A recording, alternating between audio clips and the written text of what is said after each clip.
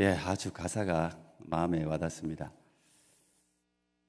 교회 뒤에 이렇게 컬러 색깔이 있는데 우리 찬양대 가운을 보시면 이제 매주 이렇게 색깔이 좀 달라지는 걸 볼 수 있는데 교회는 교회력이라는 게 있습니다. 교회 달력. 그래서 그 절기에 맞게 예전 색깔이 있는데 그 색깔에 따라서 이렇게 이제 우리 찬양대가 가운을 걸치고 있습니다.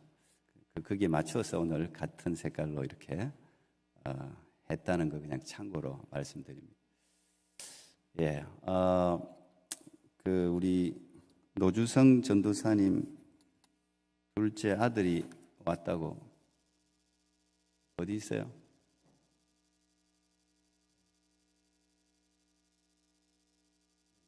들어오세요. 예.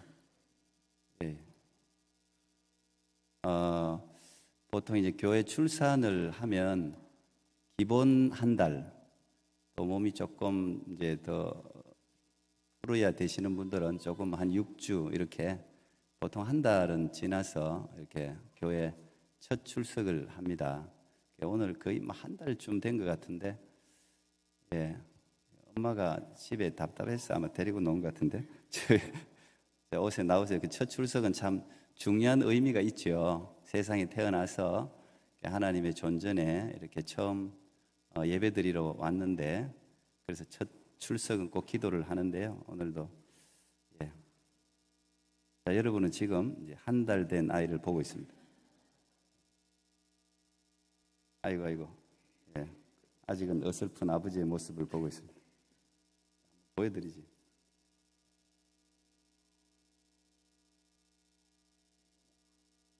좀 안정돼 보이죠? 생겼네. 자, 기도하겠습니다. 하나님 감사합니다. 우리 수호가 오늘 하나님 앞에 첫 출석했습니다. 귀한 발걸음입니다. 하나님을 왕으로, 예수님을 주인으로 고백하는 귀한 예배에 오늘도 나왔사오니 하나님, 우리 수호의 발걸음, 이 삶을 받아 주시옵소서. 언제나 주의 앞에서, 예수님 앞에서 자라게 해 주시옵소서. 건강하게 순산하게 해 주셔서 감사합니다. 하나님, 부모로 세운 우리 노주성 전도사님, 방정 간사님, 아버지의 이 땅에 수호에 또 부모님으로 세워주셨사오니 언제나 아이를 양육할 때 지혜 주시고 믿음 주시고 우리 하나님의 아들로 잘 양육할 수 있도록 아버지 도와주시옵소서. 세상의 어둠이 틈타지 않게 해주시고 하나님의 말씀으로 잘 양육하여 이 세상을 하나님의 나라로 세워나가는 귀한 아들 되게 해 주시옵소서. 가는 곳마다 하나님께 사랑받을 뿐 아니라 사람들에게도 사랑받는 귀한 아들 되게 해 주시고 진리의 복음이 이 수호를 통해서 가는 곳곳마다 전해지는 은혜도 허락하여 주옵소서. 질병이 틈타지 않게 해 주시옵소서. 하나님 아버지, 오늘 처음 주님 앞에 얼굴을 배웠고 예배드리오니 하나님, 우리 수호의 예배도 받아 주시옵소서. 수호가 자랄 때 필요한 모든 것들이 하나님 다 채워지는 은총을 힘있게 해 주시옵소서. 감사합니다. 예수님 이름으로 기도합나이다. 아멘. 너무 편안하게 자요 지금. 잘해요.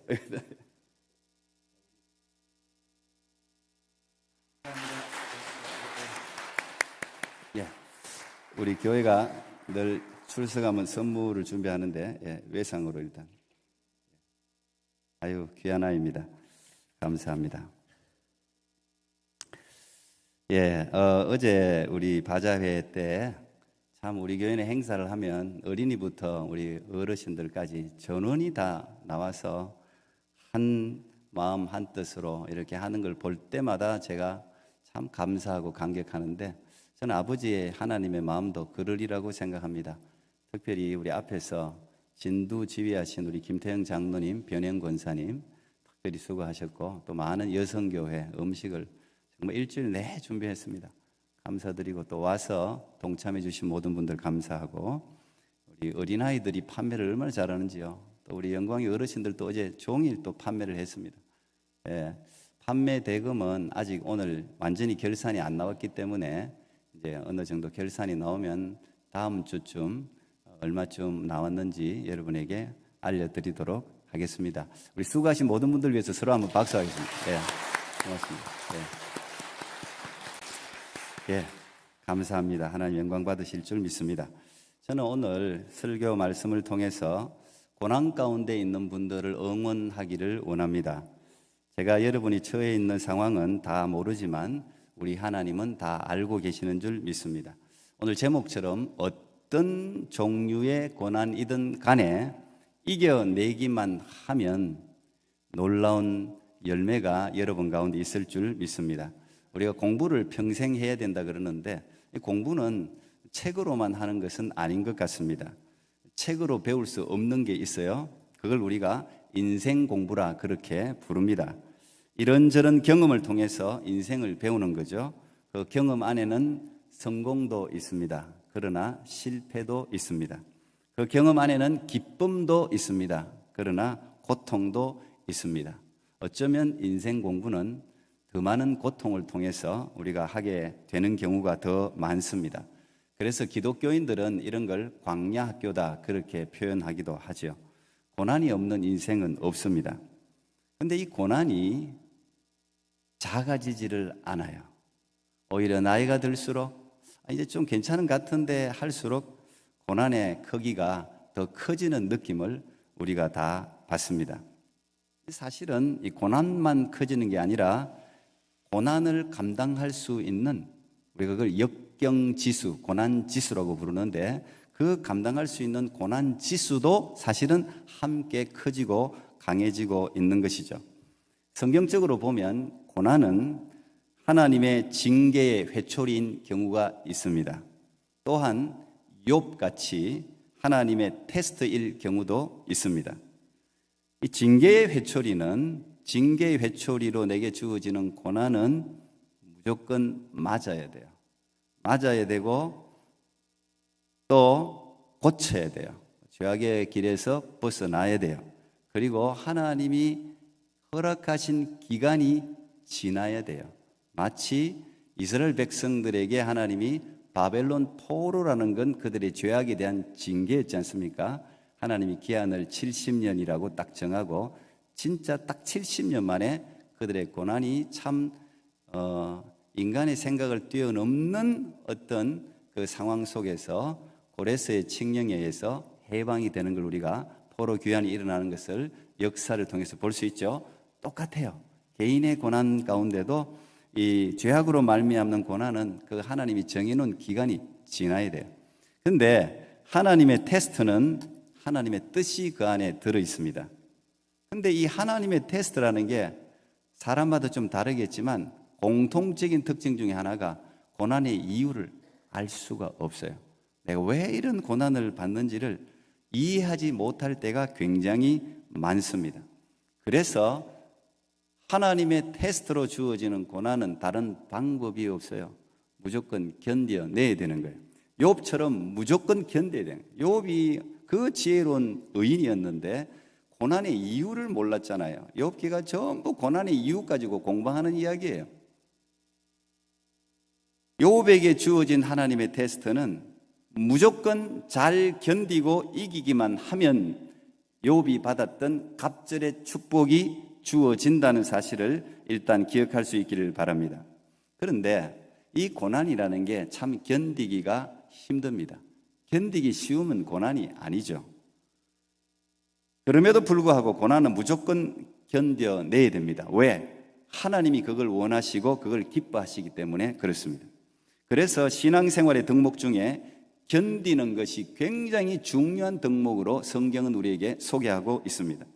우리 모두가 좋아하는 고린도전서 13장의 사랑장이라 부르잖아요. 그런데 이 사랑장에 이 견디는 게 핵심적인 요소로 존재합니다. 처음부터 사랑은 오래 참고 이렇게 시작합니다. 사랑은 오래 참고. 그리고 제일 마지막 아주 중요한 구절도 사랑은 모든 것을 참으며 모든 것을 믿으며 모든 것을 그다음 뭐예요? 견디느니라. 그게 사랑이에요. 사랑의 정의가 그렇게 기록이 되어져 있습니다. 참고 견디는 게 사랑이에요. 신앙인이 맺어야 할 가장 중요한 덕목 중에 하나가 성령의 열매입니다. 갈라디아서 5장 22절 23절에 잘 나타나 있는데 그 성령의 9가지 열매도 똑같아요. 사랑과 희락과 화평과 오래 참음과 자비와 양성과 충성과 온유와 절제예요. 오래 참음과 절제의 덕목이 성령의 열매도 들어 있습니다. 절제라는 것은 오래 참는다는 이야기예요. 하나님은 고난을 통해서 우리를 테스트하십니다. 그런데 이 테스트라는 것은 뭐예요? 합격도 있고 불합격도 있다는 이야기예요. 오늘 소개하고 있는 이 빌라델비아 교회는 하나님의 테스트에 완전히 합격한 사례를 우리에게 들려주고 있습니다. 빌라델비아 교회는 하나님이 찾아내려고 해도 책망할 게 없어요.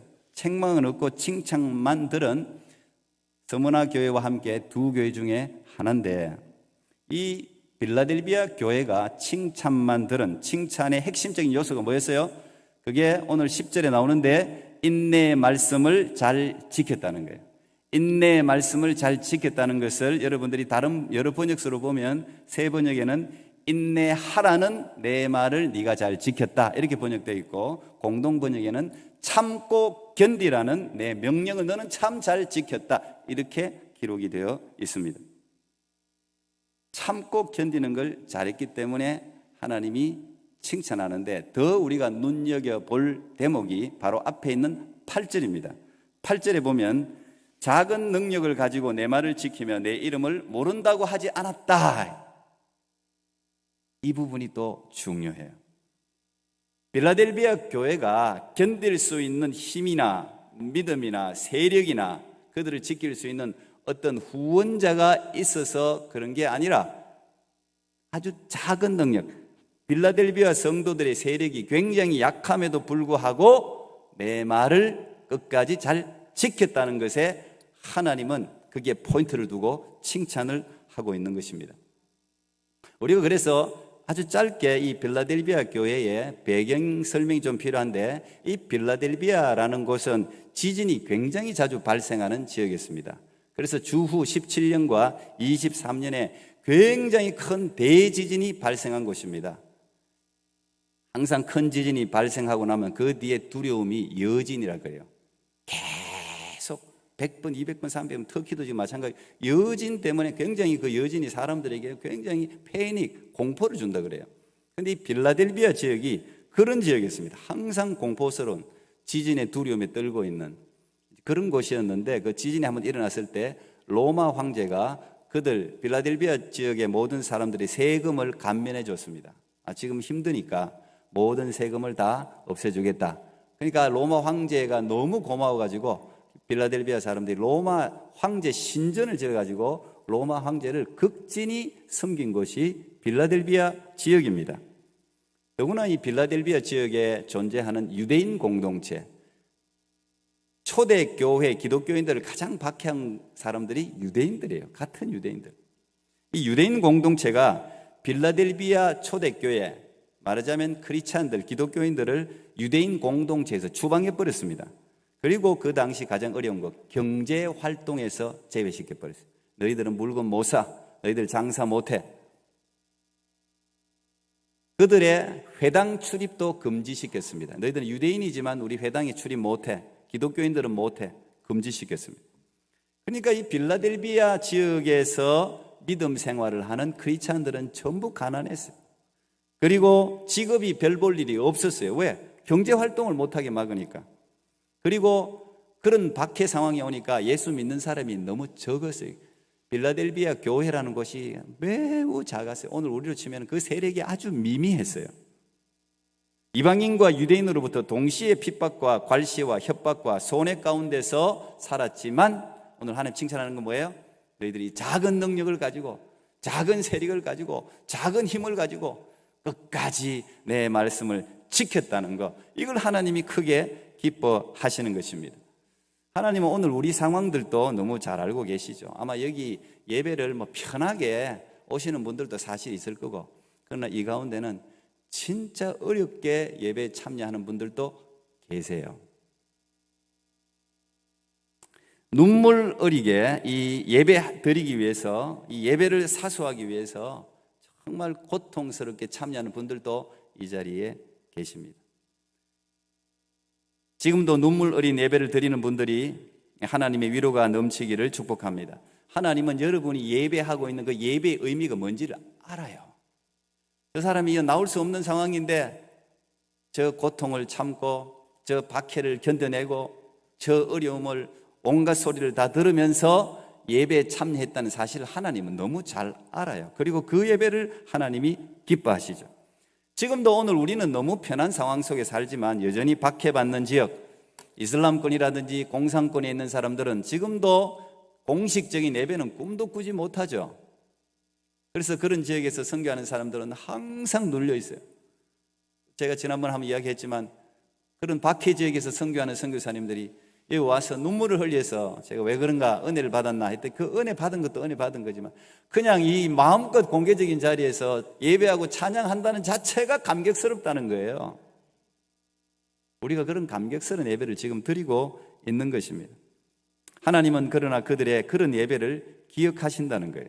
그리고 오늘 하나님은 이 빌라델비아 교회를 향해서 내가 속히 오겠다 그런 말씀을 하십니다. 오늘 11절에 보니까 내가 속히 오리니, 내가 속히 오리니.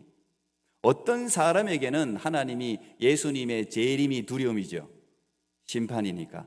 그러나 어떤 사람에게는 예수님의 재림, 예수님이 오는 걸 고대하고 간절히 기다리는 사람들이 있습니다. 하루하루 지옥 같은 삶 속에서 믿음을 지키며 살아가는 그들에게는 예수님이 속히 오겠다는 말이 그야말로 굿 뉴스예요.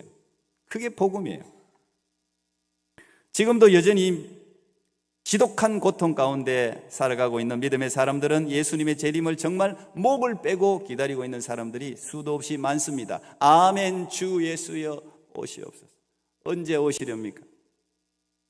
바로 그날이 그들에게는 고통으로부터 해방되는 날이기 때문에 그렇습니다.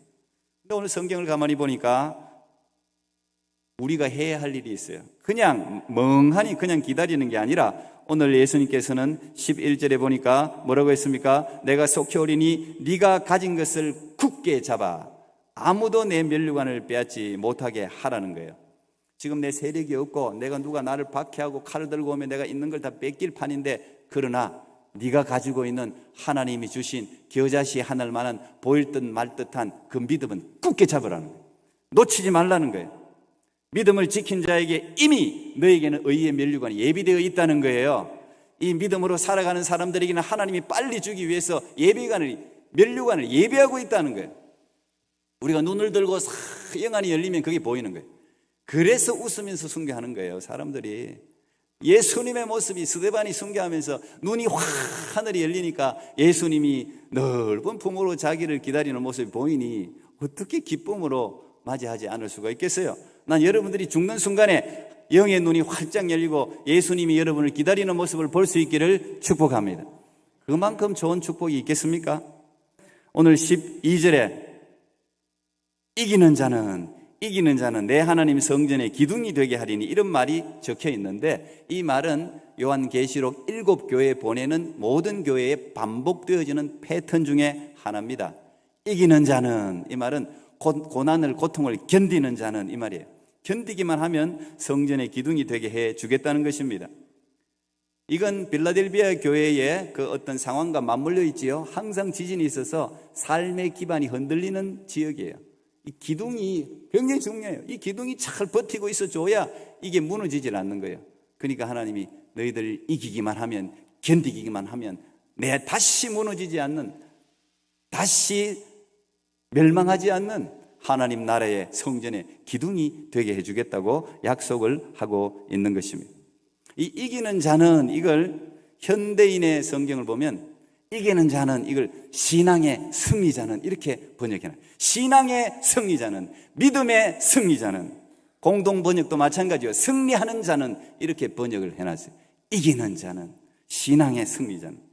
그런데 이 표현이 소아시아 7교회 전체에 똑같이 나옵니다. 똑같이. 뒤에 항상 마무리하는 추임새처럼 이기는 자는, 이기는 자는. 무슨 말이에요? 하나님은 우리가 이기기를 원하세요. 놀라운 사실이 하나 더 있는데, 이기기만 하면 이라는 이 말씀이 칭찬만 받은 빌라델비아 교회에게만 주어진 하나님의 소원이 아니라는 사실이에요. 저는 그래서 이 하나님의 무한하신 사랑을 항상 성경을 읽으면서 발견합니다. 7교회 중에는 빌라델비아 교회처럼 칭찬만 들은 사랑받는 교회가 있었던가 하면 하나님의 마음을 아프게 하는 교회, 책망만 받은 교회도 있어요. 그게 라우디게아 교회예요. 그런데 이 라우디게아 교회도 동일하게 이기는 자는 이라는 말이 반복됩니다. 그리고 오늘 우리가 마지막에 읽었지만 성령이 교회들에게 하시는 말씀을 들을지어다. 저는 이 표현이 들을 때마다 감동이 돼요. 성령이 교회들에게 하시는 말씀을 들을지어다. 성령이 박준호에게 하시는 말씀을 들을지어다. 성령이 여러분에게 하시는 말씀을 들을지어다. 듣는 자는 살아나리라. 그 말이 성령이 교회들에게 하시는 말씀을 들을지어다. 빌라델비아 교회도 똑같이, 책망만 들은 라우디게아 교회도 똑같이 하나님은 똑같이 기회를 주고 있는 것입니다. 이 책망만 받은 라우디게아 교회의 책망의 내용은 뭐였습니까? 아까 우리 조영민 집사님이 어떻게 통했는지 설교 원고를 보낸 것도 아닌데 그 이야기 기도를 하시더만, 차갑지도 뜨겁지도 않는 교회, 그게 책망의 내용이었어요. 예수님이, 하나님이 이걸 싫어하신다는 이야기예요. 차갑지도 뜨겁지도 않는 교회, 무슨 말이에요? 미지근하다는 이야기죠. 물론 이제 라우디게아 교회의 어떤 상황을 설명, 거기에 흘러오는 온천수가 미지근한 건데, 어쨌든 그거는 뭐 나중에 한번 제가 다시 설교할 기회가 있으리라 생각하는데요. 미지근하다는 이야기는 모호하다는 이야기, 애매모호하다는 이야기예요. 이것도 아니고 저것도 아닌 채로 계속 남아있다는 이야기예요. 그 라우디게아 교회를 향해서 하나님 뭐라 그랬어요? 내가 너를 토해내리라. 그 라우디게아에서 나오는 그 온수물을 못 먹거든요. 그거는 마시는 순간 토하거든요. 소위 말하는 양다리 걸치기, 하나님 이걸 무척이나 싫어하십니다. 그런데 성경은 곳곳에서 이런 장면을 자주 언급합니다. 엘리야도 갈멜산에서 바알 선지자와 아세라 선지자 850명과 대결을 했었죠. 그런데 대결하기에 앞서서 먼저 엘리야가 거기에 쫙 구경하러 나온 백성들에게 먼저 말을 하고 대결을 들어갑니다. 무슨 말을 했느냐? 열왕기상 18장 21절에 이렇게 나와 있어요. 엘리야가 모든 백성에게 가까이 나아가 이르되 너희가 어느 때까지 둘 사이에서 머뭇하려느냐? 여호와가 만일 하나님이면 그를 따르고 바알이 만일 하나님이면 그를 따를지니라 하니 백성이 말 한마디도 대답하지 아니하는지라. 저는 여러분에게 똑같이 물을 것 같은데요. 이 시대를 살아가는 모든 크리스찬들에게 똑같이 물을 것 같아요. 핸드릭슨 주석은 라우디게아 교회를 향해서 이렇게 주석을 했습니다. 라우디게아 교회는 미지근함, 무기력, 망설임, 나약함, 언제나 적당히 타협함, 무관심, 게으름. 근데 참 제가 마음에 확 오는 게 놀랐어요. 라우디게아에 사는 사람들은 착한 사람들이라는 태도, 착하게 보이는 태도, 가장 위험한 신앙적인 태도예요. 착하게 살지 말라는 이야기가 아니라 여기도 안 쓰고 저기도 안 쓰고 이 사람한테도 욕 안 먹고 저 사람한테도 욕 안 먹고 위선적인 태도, 하나님이 이걸 싫어하는 거예요. 그런데 하나님이 이 라우디게아 교회를 향해서 이렇게 사실은 칭찬은 하나도 없고 책망만 했는데 그 뒤에 이어지는 말이 참 놀랍습니다. 은혜를 우리에게 줍니다. 계시록 3장 19절 20절인데요. 라우디게아 교회에게 책망을 하고 난 뒤에 그 다음 바로 이어서 예수님이 이렇게 이야기합니다. 무릇 내가 사랑하는 자를 책망하여 징계하노니 그러므로 내가 열심을 내라 회개하라. 볼지어다 내가 문 밖에 서서 두드리노니 누구든지 내 음성을 듣고 문을 열면 내가 그에게로 들어가 그와 더불어 먹고 그는 나로 더불어 먹으리라. 놀랍지 않습니까? 책망거리밖에 없어요. 다 눈에 들어오는 게 없어요. 마음에 차는 것도 없어요. 그런데 하나님은 라우디게아 교회를 향해서, 교회가 성도 아닙니까? 여러분이잖아요. 우리를 향해서 하나님 이렇게 이야기합니다. 내가 사랑하는 자를 사랑한다는 거예요. 책망과 징계, 고난은 사랑하기 때문에 주어지는 거예요. 사랑하니까 채찍을 드는 거죠. 사랑하니까 간섭을 하는 거죠. 사랑하니까 잔소리를 하는 거죠. 가장 안 좋은 건 무관심이에요. 하나님은 책망거리밖에 없는 라오디게아 교회도 하나님은 사랑하신다 말씀하십니다. 그래서 예수님이 하는 행위가 뭐예요? 예수님이 라오디게아 교회를 사랑한다는 표현이 뭐예요? 노크예요. 계속해서 두드리는 거예요. 열리지도 않는 문을, 밖에서는 문고리가 없다 그랬죠? 안에서만 문을 열 수 있어요. 계속 두드리는 거예요. 빌라델비아 교회의 특징은 열린 문이었습니다. 오늘 여러분 보셨죠? 열린 문. 열린 문이라는 것은, 근데 이 라오디게아 교회의 특징은 닫힌 문이에요. 빌라델비아 교회는 항상 열린 문으로 하나님과 항상 교통을 해요. 교제를 해요. 항상 열려 있으니 하나님의 음성이 들려와요. 내가 하나님께 아뢰 수 있어요. 항상 하나님과 교제가 일어나요. 그래서 교제가 일어난다는 이야기는 뭐예요? 내가 정도를 걷는다는 거예요. 하나님이 원하시는 길을 내가 걸어갈 수 있다는 거예요. 왜? 선한 목자의 음성을 들으니 양들은 그 따라가기만 하면 되거든요. 들리니 따라가는 거예요. 그런데 오늘 라오디게아 교회는 닫혀 있어요. 문이 꽁꽁 닫혀 있어요. 그러니 하나님의 음성이 들어갑니까? 다 튕겨져 나오지요. 들을 수가 없으니 하나님의 뜻을 따를 수가 없지요. 그런데 그럼에도 불구하고 예수님의 노크는 멈추지 않습니다. 지금도 마찬가지예요. 죽는 순간까지 노크하실 거예요. 계속 노크하실 거예요. 놀랍죠? 문만 열면 돼. 문만 열면, 그 사람이 할 일은 다른 거 없어요. 문만 열면 돼. 문만 열면 예수님께서 들어가신다잖아요. 내가 그에게로 들어가 그로 더불어 먹고 그는 나로 더불어 먹으리라. 참된 양식이신 참된 음료이신 예수님을 먹고 마신단 말이에요. 그 안에 들어가면 그게 뭐예요? 영생이 주어지는 거죠. 풍성한 삶이 그에게 주어지는 거 아니겠습니까? 지금도 마찬가지입니다. 그리고 이어서 빌라델비아 교회에 주어졌던 동일한 표현이 라오디게아 교회도 등장하는데, 계시록 3장 21절, 이기는 그에게는 내가 내 보좌에 함께 앉게 하여 주기를 내가 이기고 아버지 보좌에 함께 앉은 것과 같이 하리라. 무슨 말이에요? 책망거리밖에 없는 라오디게아 교회지만 하나님은 여전히 이기기를 원하신다는 거예요. 마지막 순간이라도 신앙의 승리자가 되기를 원하신다는 거예요. 하나님 지금도 마찬가지입니다. 어떤 사람도 하나님이 포기하는 사람은 없어요. 우리 스스로가 거부할 뿐이지 하나님이 포기하지 않습니다. 그리고 오늘 이기는 그에게는 하면서 내 보좌에, 그들도 문만 열면 내 보좌에 앉혀준다잖아요. 하나님의 그 보좌에, 하나님의 자리에 앉혀준다잖아요. 그러면서 주기를 내가 이기고, 이런 표현이 있어요. 내가 이기고. 내가 누구예요? 예수님이잖아요. 예수님이 이기고. 다시 말하면 예수님도 죽을 것 같은 고난을 이겼다는 거예요. 그냥 예수님이 아니라 우리와 동일한, 우리보다 더 엄청난 고난을 예수님이 몸으로 겪었다는 이야기입니다. 내적 갈등을 겪었다는 이야기예요. 너무 힘들어서 포기하려고 하는 인간적인 마음도 예수님이 품으셨다는 이야기를 하고 있는 거예요. 우리가 겟세마네 동산을 생각해 보면 예수님의 마지막 인간의 모습으로 마지막 씨름하는 장면이 나오지 않습니까? 거기에 보면은 할 수만 있으면 이 고난의 잔을 옮겨달라고 인간적인 모습을 보이잖아요. 이거 좀 지나가게 해줄 수 없어요? 이 잔을 내가 안 마시고 지나갈 수 없습니까? 근데 예수님은 그 마지막 순간의 고난과 유혹과 어려움을 이기셨어요. 예수님께서 오늘 우리가 이 고난을 이길 수 있는 힌트를 그 겟세마네 동산에서 우리에게 주고 있는 거예요. 우리가 이 고난을 어떻게 견디고 이길 수 있느냐?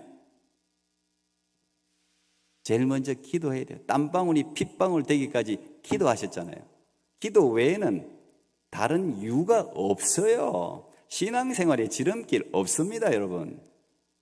있으면 제게 가르쳐 주세요. 없어요. 기도해야 돼요. 이 고난을 견디고 이기기 위해서는 땀방울이 핏방울 되기까지 만약 여러분들이 기도하면 해결하지 못할 문제가 있을까요? 땀방울이 핏방울 되기까지 언제 기도해 보셨습니까? 저는 기도한 적이 있어요. 정말 피가 나오더라고요. 피가 나와요, 정말. 간절하게 이 안에서 변으로 피가 나와요. 하나님을 절대 신뢰했습니다. 예수님은 하나님을 절대 신뢰했습니다. 하나님의 뜻을 먼저 생각했죠. 마지막에 아버지의 뜻이 이루어지기를 원한다고 고백하지 않았습니다. 우리가 이 고난을 견디기 위해서는 세상의 속상임이 너무 많아요. 여러분 주위에서 많은 분들이 여러 가지 이야기를 하겠지만 다 듣지 마세요. 그 사람이 성령이 충만한지를 먼저 생각하세요. 아무리 가까운 사람이라도, 어머니 아버지라도 마찬가지. 어머니 아버지의 말이 다 맞는 말이 아니에요. 성령 충만한 사람의 말이 맞는 말이에요. 그래서 거창고등학교는 부모가 반대하는 길은 틀림없다, 그 길을 가라고 그런다잖아요. 직장 식구님이 그래 나온다잖아요. 부모가 말하는 게 다 맞는 게 아니에요. 왜? 자식을 너무 아끼니까 이리 가야 되는데 그 길 가면 고난이 있으니까 그 길 말고 편한 길 가라고 부모가 자꾸 안내하거든요. 성령이 충만하면 넓은 길이 있지만, 네가 이 길 가면 힘들지만 결국은 영생의 길이고 그 길이 네게 결국은 아름다운 길이라고 그 길로 안내하는 거예요. 그 사람이 좋은 사람이에요. 사람마다 고난의 크기와 종류가 다 다릅니다. 그런데 느끼는 고통의 강도는 똑같아요. 작은 고난을 겪으면서 큰 고난을 이길 준비를 하는 거예요. 초등학교를 거치면 중학교가 있죠. 중학교 거치면 고등학교 있습니다. 고등학교를 거치면 대학교가 있어요. 대학교를 졸업하고 나면 끝난 줄 아는데 아니죠. 더 큰 문제가 사회학교가 있어요. 점점 어려운 문제가 주어지는 것입니다. 초등학교에서 대학교로 바로 건너뛰는 경우는 없어요. 초등학생한테 대학생 문제를 내놓고 풀라 그러면 아예 못 풀지. 쳐다보지도 못할 거예요. 인생 문제, 영적 원리도 다 똑같습니다. 여러분에게 있는 문제 어렵죠? 힘들게 느껴지죠? 근데 그게 다가 아니에요. 이제 여러분들이 그 고난을 조금씩, 작은 고난이 그게 조금씩 커지는 거, 앞으로 더 커져요. 문제가 더 큰 고난이 하나님 여러분에게 지금 기다리고 있어요. 하나님은 작은 문제를 통과해야 되는데 이 작은 문제를 통해서 문제를 극복하는 힘을 우리에게 주신단 말이에요. 초등학교, 중학교 이 과정이 왜 필요합니까? 여기서 어려운 문제를 풀 수 있는 능력을 가르친단 말이에요. 그걸 풀어야 진급할 수가 있어요. 영적인 학교도 똑같아요, 여러분. 어떤 사람은 저 사람은 저건 내가 어떻게, 어떤 사람은 요만한 고난 갖고도 벌벌벌벌 떠는 사람이 있죠. 그 사람한테는 힘든 거예요, 그게. 왜? 그 사람의 믿음의 크기가 그거밖에 안 되니까. 그 사람한테 감당할 만한 고난을 주는 거예요. 근데 어떤 사람은 태산 같은 문제, 저 문제를 저 사람이 어떻게 저걸 통과했지? 그럼 그 사람의 믿음의 크기가 그만하니까 그만한 문제가 주어지는 거예요. 다 여러분 지금 계속해서 앞으로 여러분에게 문제가 있을 겁니다. 그런데 걱정하지 마세요. 문제는 풀라고 주는 거예요. 문제는 반드시 답이 있기 마련입니다. 해법이 있기 마련이에요. 하나님이 주시는 고난이라면 그건 또 분명히 선한 거예요. 감당할 수 있으니까 허락하는 거예요. 그게 아주 중요합니다. 반드시 길이 있다. 우리 아이들에게 정말 많이 강조합니다. 안 되는 일은 없다. 세상에 안 풀리는 문제는 없다. 눈앞이 캄캄해도 정신 번쩍 차리면 된다. 다 되게 돼 있어요. 안 풀리는 거 없어요. 모든 문제 돌파할 수 있습니다. 하나님께서 우리에게 힘을 주시는 것이죠. 프랑스 철학자 장 자크 루소라는 사람이 한 말 여러분 잘 알죠? 인내는 쓰다 그러나 그 열매는 달다. 영적으로도 마찬가지입니다. 이 고난을 이기기만 하면 그 열매는 달아요. 낙타 무릎이었던 야고보 사도는 고난을 만나면 오히려 기쁘게 여기라고 그래서 우리에게 조언하는 거예요. 야고보서 1장 2절 4절 보니까 내 형제들아 너희가 여러 가지 시험을 당하거든 온전히 기쁘게 여기라. 이는 너희 믿음의 시련이 인내를 만들어내는 줄 너희가 알미라. 인내를 온전히 이루라. 이는 너희로 온전하고 구비하여 조금도 부족함이 없게 하려 함이라. 무슨 말입니까? 고통과 시련 없는 인생, 없는 이유가 여기 있어요. 이거 없이는 인내심이 생기지를 않아요. 그런데 이 끝까지 참고 견디면 공동번역에는 조금도 흠잡을 데 없는 완전하고 원만한 사람이 된다. 그렇게 정언했어요. 이 인내, 이 고난을 통해서 인내가 생기고 인내를 잘 참고 견디면은 흠없는, 조금도 흠없는 완전한 사람으로 만들어진다는 거예요. 여러분 그 바다의 눈물이라고 불리우는 진주, 우리 여성들이요 진주 진주 목걸이 선물 우리 박광재 선물해 봤어요? 안 해봤어요? 아, 더 비싼 걸 했구나. 네. 저는 진주를 해본 적이 있어요. 선교지 갔더니 엄청 싸게 팔더라고. 엄청 싸게 팔더라고, 진짜. 진짜인지 가짜인지 모르겠어요. 하여튼. 이만한 걸. 너 그래도 좋아하더만요. 그런데 이 진주가 만들어진 과정을 여러분 아시지 않습니까? 이 조개 안에 이물질이 들어오면 이 조개가 진주핵이라는 아주 그 미끌미끌하고 맑은 물질이 있어요. 이걸 내보냅니다. 아프니까. 그래서 이 이물질을 감쌉니다. 근데 이게 한두 번이 아니에요. 이게 수천 번을 감쌉니다. 계속해서 그 진주핵이라는 이 이물질을 내보내고 이걸 한 겹, 두 겹, 수천 번, 2,000번 이상, 수천 겹을 감싸요. 이 과정이 그래서 자연산 진주가 있고 인간의 욕심으로 막 진주 만들어내려고 그냥 상처 입히가 내는 거 있죠. 그거 인공산인데 그거는 좀 싸죠. 근데 자연산은 2년, 최소한 2년 걸립니다. 하나 만들 2년에서 4년 걸립니다. 여러분, 지금 고난을 겪고 있는 여러분에게 이물질이 들어오고 고난이 들어오는 거 하나님이 진주를 만드는 과정이라고 생각하십시오. 그리고 그걸 다른 방법이 없어요. 견뎌내야 돼요.